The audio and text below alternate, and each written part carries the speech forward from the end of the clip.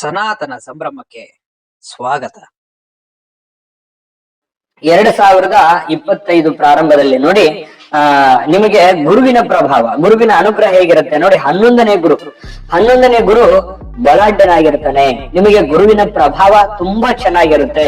ಅಂದ್ರೆ ಪ್ರಾಪಂಚಿಕ ಜೀವನದಲ್ಲಿ ಸುಖ ಸಂತೋಷಗಳು ನೆಲೆಗೊಳ್ಳತಕ್ಕಂಥದ್ದು, ಅಂದುಕೊಂಡಂತ ಕಾರ್ಯಗಳಲ್ಲಿ ಯಶಸ್ಸನ್ನ ಸಿಗುವಂತದ್ದು, ಮತ್ತೆ ಮನಸ್ಸಿಗೆ ಸಮಾಧಾನ ಶಾಂತಿ ಇರುತ್ತೆ. ಮನೆಯಲ್ಲಿ ಒಂದು ನೆಮ್ಮದಿಯ ವಾತಾವರಣ ಇರುತ್ತೆ. ಪತಿ ಪತ್ನಿಯರ ಮಧ್ಯದಲ್ಲಿ ಸಂತೋಷ ಇರುತ್ತೆ. ಪ್ರೇಮಿಗಳ ಮಧ್ಯದಲ್ಲಿ ಸಂತೋಷ ಇರತಕ್ಕಂಥದ್ದು, ಹೊಂದಾಣಿಕೆಯ ಜೀವನ ತುಂಬಾ ಚೆನ್ನಾಗಿರತಕ್ಕಂಥದ್ದು. ಇನ್ನು ಉತ್ತಮವಾಗಿರತಕ್ಕಂಥ ಧನ ಸಂಪಾದನೆ ಯೋಗ, ಅಂದ್ರೆ ಹಣಕಾಸಿನ ಮೂಲ ತುಂಬಾ ಚೆನ್ನಾಗಿದೆ. ಕೆಲಸದ ಮೇಲೆ ಒತ್ತನ್ನ ಕೊಟ್ರೆ ನಾಲ್ಕ ಸಂಪಾದನೆ ಮಾಡ್ಕೊಳ್ಳೋದಕ್ಕೂ ಕೂಡ ಒಂದು ಒಳ್ಳೆ ಅವಕಾಶಗಳು ಈ ಒಂದು ವರ್ಷದಲ್ಲಿ ನಿಮಗೆ ಕಂಡು ಬರ್ತಾ ಇರತಕ್ಕಂಥದ್ದು ಗುರುವಿನ ಪ್ರಭಾವದಿಂದಾಗಿ. ಇನ್ನು ಹಿತೈಷಿಗಳಿಂದ ಸಹಾಯ ಸಹಕಾರ ಸಿಗುತ್ತೆ. ನೀವು ಯಾರ ಮೇಲೆ ಒಂದು ನಂಬಿಕೆ ಇರುತ್ತೆ, ಆ ನಂಬಿಕೆ ಇರತಕ್ಕಂಥ ವ್ಯಕ್ತಿಗಳಿಂದ ಒಳ್ಳೆ ರೆಸ್ಪಾನ್ಸ್ ಸಿಗುತ್ತೆ. ತಂದೆ ತಾಯಿಗಳಿಂದ, ಹಿರಿಯರಿಂದ ಒಳ್ಳೆ ಮಾರ್ಗದರ್ಶನ ಸಿಗುತ್ತೆ. ಗುರುವಿನಿಂದ ಮಾರ್ಗದರ್ಶನ ಸಿಗುತ್ತೆ. ಮತ್ತೆ ಅಂದುಕೊಂಡಂತ ಕಾರ್ಯಗಳಲ್ಲಿ ಯಶಸ್ಸು ಅನ್ನುವಂಥದ್ದು ಸಿಗುತ್ತೆ. ಗಣ್ಯ ವ್ಯಕ್ತಿಗಳಿಂದ ಒಳ್ಳೆ ಸಹಕಾರ ಸಿಗುತ್ತೆ. ಎಲ್ಲೇ ನೀವು ಮಾಡುವಂತ ಕೆಲಸ ಕಾರ್ಯಗಳಲ್ಲಿ ಅಥವಾ ರೆಸ್ಪೆಕ್ಟ್ ಸಿಗುತ್ತೆ, ನಿಮಗೆ ಒಂದು ಗೌರವ ಸಿಗುತ್ತೆ. ಜನರು ಎಲ್ಲರೂ ನಿಮ್ಮನ್ನ ಗೌರವಿಸ್ತಾ ಇರತಕ್ಕಂಥದ್ದು. ಸಿಂಹರಾಶಿಯವರ ತಕ್ಷಣ ಸುಮ್ಮನೆ ಅಲ್ಲ, ಯಾಕಂತಂದ್ರೆ ಬಹಳಷ್ಟು ಒಂದು ಸಮಾಜದಲ್ಲಿ ನೇಮ್ ಇರುತ್ತೆ, ಹೆಸರು ಇರುತ್ತೆ. ಸಾರ್ವಜನಿಕ ವಲಯದಲ್ಲಿ ಸದಾ ಸಂಚಾರ ಮಾಡ್ತಕ್ಕಂತ ಹೆಸರು ನಿಮ್ದು. ಇನ್ನು ಗೌರವ, ಮಾನ, ಮನ್ನಣೆಗಳು, ಕೀರ್ತಿ, ಸನ್ಮಾನಗಳು ಉಂಟಾಗುವಂತಹ ಸನ್ನಿವೇಶಗಳು ಈ ಒಂದು ವರ್ಷದಲ್ಲಿ ಕಂಡು ಬರುತ್ತೆ. ಗುರು ಹಿರಿಯರಲ್ಲಿ ವಿನಮ್ರ ಪೂಜ್ಯ ಭಾವನೆ ಇರತಕ್ಕಂಥದ್ದು, ಸಾರ್ವಜನಿಕರಲ್ಲಿ ಪ್ರೀತಿ ವಿಶ್ವಾಸ ಇರುತ್ತೆ. ಉತ್ತಮವಾಗಿರ್ತಕ್ಕಂಥ ಕಾರ್ಯಗಳಲ್ಲಿ ಅಧಿಕವಾಗಿರ್ತಕ್ಕಂಥ ಧನ ಪ್ರಾಪ್ತಿಯ ಅವಕಾಶಗಳು ನಿಮಗೆ ಬಹಳ ಒಳ್ಳೆ ಯೋಗ ಅಂತ ಹೇಳ್ಬೋದು ಇದು. ಯಾಕಂತಂದ್ರೆ ಹಣಕಾಸಿನ ವಿಚಾರದಲ್ಲಿ ಒಂದು ಒಳ್ಳೆ ಫಲ ನಿಮಗೆ ಈ ಒಂದು ಗುರುವಿನ ಪ್ರಭಾವದಿಂದ ಸಿಗುತ್ತೆ. ನೂತನವಾಗಿರತಕ್ಕಂತಹ ವಾಹನ ಕೊಳ್ಳಬಹುದು, ಹೊಲ ಕೊಳ್ಳಬಹುದು, ಪ್ಲಾಟ್ ಕೊಳ್ಳಬಹುದು, ಮನೆ ಕೊಳ್ಳಬಹುದು, ವಸ್ತು ಒಡವೆಗಳನ್ನ ಕೊಂಡುಕೋಬಹುದು. ಇಂತಹದ್ದು ಏನಾದ್ರೂ ಸ್ಥಿರಾಸ್ತಿ ಆಗಿರ್ತಕ್ಕಂಥ ಸಂಪಾದನೆ ಗಳಿಸುವಂತಹ ಸಾಧ್ಯತೆಗಳಿದೆ. ಒಂದು ಒಳ್ಳೆ ಸಾಧನೆ ಮಾಡ್ಲಿಕ್ಕೆ 2025 2026 ತುಂಬಾ ಉತ್ತಮವಾಗಿರ್ತಕ್ಕಂಥ ಒಂದು ವರ್ಷ ಅಂತ ಹೇಳ್ಬೋದು. ಗುರುವಿನ ಅನುಗ್ರಹದಿಂದ ಒಳ್ಳೆ ಫಲ ನಿಮಗೆ ಸಿಗ್ತಾ ಇರ್ತಕ್ಕಂಥದ್ದು. ಕೈಗೊಂಡ ಕಾರ್ಯಗಳಲ್ಲಿ ಯಶಸ್ಸನ್ನ ಪಡಿತಕ್ಕಂತಹ ಸನ್ನಿವೇಶಗಳು ನಿಮಗೆ ಈ ಒಂದು ವರ್ಷದಲ್ಲಿ ಕಂಡು ಬರುತ್ತೆ. ಇಷ್ಟಾರ್ಥ ಸಿದ್ಧಿ ಆಗುತ್ತೆ. ಇಷ್ಟದ ಒಂದು ಕೆಲಸಗಳಲ್ಲಿ ಒಂದು ಜಯಗಳನ್ನ ಸಿಗುವಂತಹ ಸಾಧ್ಯತೆಗಳಿದೆ. ಮತ್ತೆ ಹಾಗಂದ್ ಮಾತ್ರ ನಿಮಗೆ ಎಚ್ಚರಿಕೆಗಳೇ ಇಲ್ವಾ, ಸಮಸ್ಯೆಗಳೇ ಇಲ್ವಾ? ಖಂಡಿತವಾಗ್ಲೂ ಇದೆ. ಯಾಕಂತಂದ್ರೆ ಒಂದು ಒಳ್ಳೆ ಫಲ ಸಿಗ್ತಾ ಇದೆ ಅಂತಂದ್ರೆ ಇನ್ನೊಂದು ಯಾವ್ದೊಂದು ಎಚ್ಚರಿಕೆ ಇದ್ದೇ ಇರುತ್ತೆ. ಜೀವನ ಅಂತಂದ್ರೆ ಹಾಗೆ ಕೆಲವೊಂದು ಎಚ್ಚರಿಕೆಗಳಿದಾವೆ, ಕೆಲವೊಂದು ಸವಾಲುಗಳು ಕೂಡ ಇದಾವೆ. ನೋಡಿ, ಈ ವರ್ಷದಲ್ಲಿ ಒಂದು ಅಷ್ಟಮ ಶನಿ ಅಂದ್ರೆ 8ನೇ ಸ್ಥಾನದಲ್ಲಿ ಶನಿ ಒಂದು ಸಂಚಾರ ಯಾವ ಪ್ರಕಾರದಲ್ಲಿ ನಿಮ್ಮ ಜೀವನದ ಮೇಲೆ ಆಗುತ್ತೆ ಅನ್ನುವಂತ ಬಹುಮುಖ್ಯವಾದ ವಿಚಾರಗಳನ್ನ ನೀವು ತಿಳ್ಕೊಳ್ಳೇಬೇಕಾಗತ್ತೆ.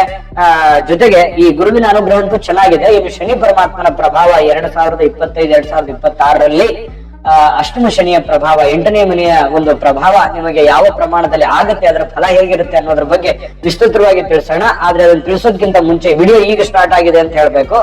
ನೋಡಿ, ಈ ಶನಿ ಪರಮಾತ್ಮನ ಪ್ರಭಾವ ಈ ಒಂದು ವರ್ಷದಲ್ಲಿ ನಿಮಗೆ ಯಾವ ಪ್ರಕಾರದಲ್ಲಿ ಆಗುತ್ತೆ ಅಂತ ನೋಡಿದ್ರೆ, ಕೆಟ್ಟ ಜನಗಳಿಂದ, ಕೆಟ್ಟವರಿಂದ, ಕೆಟ್ಟ ನಿರ್ಧಾರಗಳಿಂದ, ಕೆಟ್ಟ ಒಂದು ಚಟಗಳಿಂದ ಸಮಸ್ಯೆಗಳು ಎದುರಾಗುವಂತ ಸಾಧ್ಯತೆಗಳಿರ್ತವೆ. ಇದನ್ನ ನೋಡಿ, ಇದನ್ನ ಗಮನಿಸ್ಬೇಕು.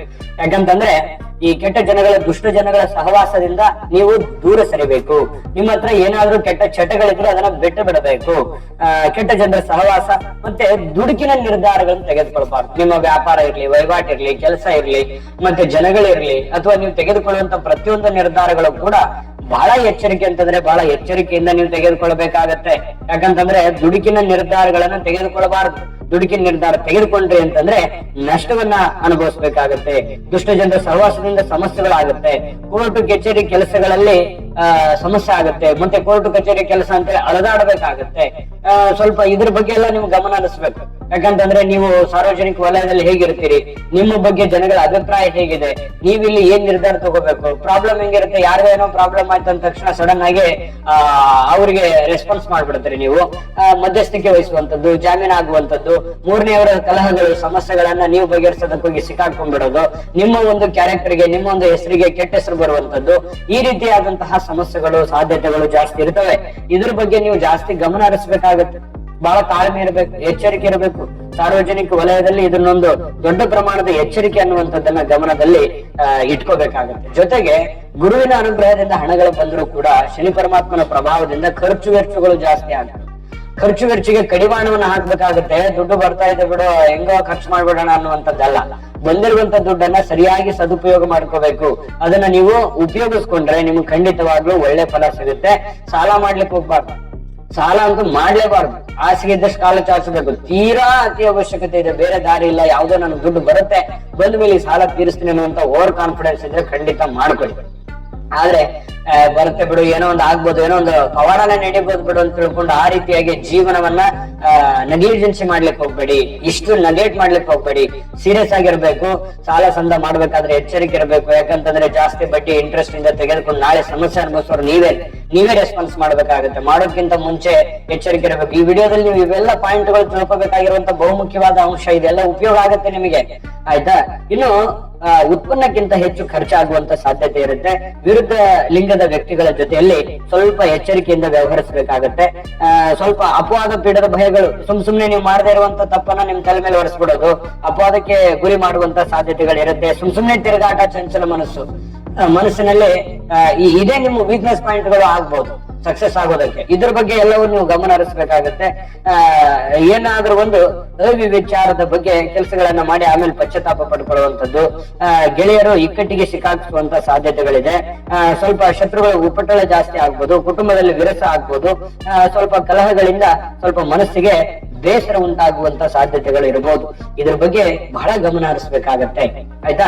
ಇನ್ನು ವಿಶೇಷವಾಗಿ ನೀವು ಸರ್ಕಾರಿ ಅರೆ ಸರ್ಕಾರಿಯಲ್ಲಿ ಕೆಲಸ ಮಾಡ್ತಾ ಇದ್ರೆ ಈ ವರ್ಷದಲ್ಲಿ ಏನ್ ಸಿಗುತ್ತೆ ಫಲ ಅನ್ನುವಂಥದ್ರ ಬಗ್ಗೆ ನೋಡಿದ್ರೆ, ಮೇಲಧಿಕಾರಿಗಳಿಂದ ಸ್ವಲ್ಪ ಕಿರುಕುಳ ಇರುತ್ತೆ. ಚಿಕ್ಕ ಪುಟ್ಟ ವಿಚಾರಕ್ಕೆ ಸಂಬಂಧಪಟ್ಟಂತಹ ಒಂದ್ ಸ್ವಲ್ಪ ಕಿರುಕುಳ ಇರುತ್ತೆ. ಅದನ್ನ ನೀವು ಸ್ವಲ್ಪ ಏನು ತಪ್ಪಾಗದೆ ಇರೋ ತರ ನೀವು ಮೇಂಟೈನ್ ಮಾಡ್ಬೇಕಾಗುತ್ತೆ. ಅಂದ್ರೆ ಅವ್ರ ತಪ್ಪಾದ್ರೆ ತಾನೇ ಅವ್ರು ಹೇಳೋದು, ನೀವೇ ತಪ್ಪು ಮಾಡ್ಲಿಕ್ಕೆ ಹೋಗ್ಬೇಡಿ. ನೀವೇನೋ ತಪ್ಪು ಮಾಡದೇ ಇದ್ರು ತಪ್ಪಿತಸ್ಥರು ಅನ್ನುವಂತ ಸಂದರ್ಭದಲ್ಲಿ ನೀವೇ ತಪ್ಪು ಮಾಡ್ಬಿಟ್ರೆ ಪ್ರಾಬ್ಲಮ್ ಆಗುತ್ತೆ. ಹಾಗಾಗಿ ಮೇಲಧಿಕಾರಿಗಳಿಂದ ಎಚ್ಚರಿಕೆ ಇರಬೇಕು. ನಿಮ್ಮ ಕರ್ತವ್ಯ ಲೋಪ ಆಗದೆ ಇರೋ ತರ, ಅಂದ್ರೆ ತಪ್ಪಾಗದೆ ಇರುವಂತ ರೀತಿಯಲ್ಲಿ ನೀವು ಸ್ವಲ್ಪ ನಿಧಾನವಾಗಿ ಆದ್ರೂ ಪರವಾಗಿಲ್ಲ, ಅದನ್ನ ಕ್ಲೀನ್ ಆಗಿ ಮೇಂಟೈನ್ ಮಾಡಿ. ಒಳ್ಳೆ ಕಾಗದ ಪತ್ರ, ಲೆಕ್ಕಪತ್ರಗಳು, ಫೈಲ್ಗಳು ಇಂಥದ್ರ ಬಗ್ಗೆ ಗಮನ ಹರಿಸಬೇಕಾಗತ್ತೆ. ಇನ್ನು ಸ್ವಲ್ಪ ನಿಮ್ಮ ಕೆಳವರ್ಗದವರು ಸ್ವಲ್ಪ ನಿಮಗೆ ಬಹಳ ಕಣ್ಣಿಟ್ಟಿರ್ತಾರೆ, ನಿಮ್ಮ ಸ್ಥಾನದ ಬಗ್ಗೆ ಬಹಳ ಕಣ್ಣಿಟ್ಟಿರ್ತಾರೆ. ಅದ್ರ ಬಗ್ಗೆ ಜಾಗೃತರಾಗಿರಿ. ಪ್ರಮೋಷನ್ ಅಂತಹ ಅವಕಾಶಗಳು ಕೂಡ ಇದಾವೆ. ಸ್ವಲ್ಪ ತಾಳ್ಮೆ ಇರಬೇಕು. ದುಡುಕಿತನದ ನಿರ್ಧಾರಗಳನ್ನು ತೆಗೆದುಕೊಳ್ಬಾರ್ದು. ಒಳ್ಳೆ ಫಲಗಳು ಇದಾವೆ. ಇನ್ನು ವಿಶೇಷವಾಗಿ ನೀವು ವ್ಯಾಪಾರ ಮಾಡ್ತಾ ಇದ್ರೆ, ವ್ಯಾಪಾರಸ್ಥರಾಗಿದ್ರೆ ಈ ವರ್ಷದಲ್ಲಿ ಏನ್ ಫಲ ಸಿಗುತ್ತೆ ಅಂತ ನೋಡಿದ್ರೆ, ನೋಡಿ ವ್ಯಾಪಾರಸ್ಥರಾಗಿದ್ರೆ ಸದ್ಯಕ್ಕೆ ಸ್ವಲ್ಪ ಇದು ನೀವೇನಾದ್ರೂ ಒಂದು ದೊಡ್ಡ ಪ್ರಮಾಣದಲ್ಲಿ ಇನ್ವೆಸ್ಟ್ ಮಾಡ್ತಾ ಇದ್ದೀರಿ, ದೊಡ್ಡ ಪ್ರಮಾಣದಲ್ಲಿ ದುಡ್ಡು ಹಾಕ್ತಾ ಇದ್ದೀರಿ ಅಂತಂದ್ರೆ ಸ್ವಲ್ಪ ತಾಳ್ಮೆ ಇರಬೇಕು. ತಾಳ್ಮೆಯಿಂದ ಶಾಂತ ರೀತಿಯಿಂದ ಇದ್ದುಕೊಂಡು ನೀವು ಕೆಲಸ ಮಾಡಿದ್ರೆ ಖಂಡಿತ ಆಗುತ್ತೆ. ಒಂದು ಪ್ಲಾನ್ ಮಾಡ್ಕೊಳ್ಳಿ. ಸುಮ್ನೆ ಯಾರೇನೋ ಹೇಳಿದ್ರು, ಅವ್ರು ಹೇಳಿದ್ರು, ಇವ್ರು ಹೇಳಿದ್ರು ಅಂತೇಳಿ ಇನ್ವೆಸ್ಟ್ಮೆಂಟ್ ಮಾಡ್ಲಿಕ್ಕೆ ಹೋಗ್ಬೇಡಿ. ನಿಮ್ಗೆ ಒಂದು ಕನ್ಫರ್ಮೇಶನ್ ಇರಬೇಕು, ನಿಮ್ಗೆ ಕಾನ್ಫಿಡೆನ್ಸ್ ಇರಬೇಕು. ನಾನು ಗೆಲ್ತೀನಿ, ಮಾಡ್ತೀನಿ ಅನ್ನುವಂತಹ ಒಂದು ಕಾನ್ಫಿಡೆನ್ಸ್ ನಿಮ್ಮಲ್ಲಿ ಇತ್ತು ಅಂತಂದ್ರೆ ಖಂಡಿತವಾಗ್ಲೂ ನೀವು ಮಾಡ್ಕೊಳ್ಳಿ. ಅದರಿಂದ ವ್ಯಾಪಾರಸ್ಥರಿಗೆ ಒಂದು ಒಳ್ಳೆ ಫಲ ಸಿಗುತ್ತೆ. ಚಿಕ್ಕ ವ್ಯಾಪಾರ ಇರ್ಬೋದು, ದೊಡ್ಡ ವ್ಯಾಪಾರ ಇರ್ಬೋದು. ಇನ್ನು ವಿಶೇಷವಾಗಿ ವಿದ್ಯಾರ್ಥಿಗಳು ಈ ವರ್ಷದಲ್ಲಿ ಪರಿಶ್ರಮ ವಹಿಸಿ ಆಸಕ್ತಿಯಿಂದ ವಿದ್ಯಾಭ್ಯಾಸ ಮಾಡಿದ್ರೆ ಬಹಳ ಒಳ್ಳೆ ಫಲಗಳು ಸಿಗುವಂತ ಸಾಧ್ಯತೆ ಇದೆ. ಯಶಸ್ಸು ಕೂಡ ಸಿಗುವಂತ ಸಾಧ್ಯತೆಗಳು ಈ ವಿದ್ಯಾರ್ಥಿಗಳಿಗೆ ಇದೆ. ಗೌರವಪೂರ್ವಕವಾಗಿ ಪಾಸ್ ಆಗುವಂತ ಸಾಧ್ಯತೆಗಳು ಇದೆ. ಚಿಂತೆ ಬೇಡ, ಏನಾಗುತ್ತೋ ಏನಿಲ್ಲೋ, ನಾನು ಪಾಸ್ ಆಗ್ತೀನೋ ಇಲ್ಲೋ, ಅಥವಾ ಇದ್ರಲ್ಲಿ ಸಕ್ಸಸ್ ಆಗುತ್ತಾ ಇಲ್ವೋ, ಈ ತರ ಚಿಂತೆ ಬೇಡ. ಸದೃಢವಾಗಿರ್ತಕ್ಕಂಥ ನಂಬಿಕೆ ಇರಬೇಕು, ಆತ್ಮವಿಶ್ವಾಸ ಇದ್ರೆ ಖಂಡಿತ ನಿಮಗೆ ಒಳ್ಳೆ ಫಲ ಅನ್ನುವಂಥದ್ದು ಸಿಗ್ತಾ ಇರತಕ್ಕಂಥದ್ದು ಈ ಒಂದು ವರ್ಷದಲ್ಲಿ. ಇನ್ನು ವಿಶೇಷವಾಗಿ ಈ ಒಂದು ವರ್ಷದಲ್ಲಿ ಕೃಷಿಕರಿಗೂ ಕೂಡ ಮಿಶ್ರವಾದಂತಹ ಫಲ ಇದೆ.